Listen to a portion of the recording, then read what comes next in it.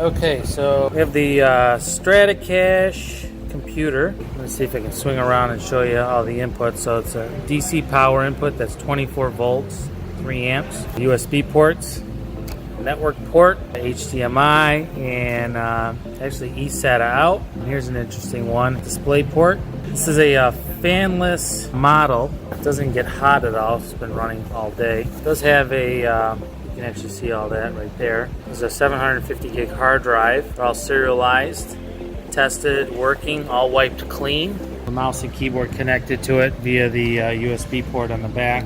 It does a really nice job of powering everything up. You know, to turn it on, you just push this button right here.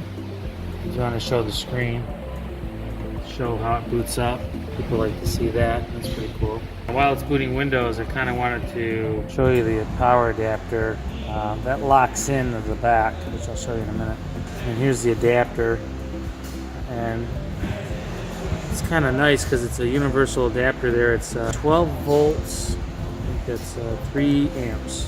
It's actually something you can put in an automobile. What's nice about this is if I can get this off, this actually comes off. So you can actually change and make it international adapter. That's a pretty unique feature. I wanted to show you that on the back of here that this thing locks. So you have to turn it, plug it in, it's locked in there. So there you go. Pretty cool. So I'm going to take you over to the screen here, kind of show you, some specs. So you can see that it's an AMD processor, 1.6, 4 gigs of RAM. And then we do have Windows 10 loaded on here to make sure it's all working correctly. Drivers, it's running pretty quickly for a Windows 10 machine. Open up,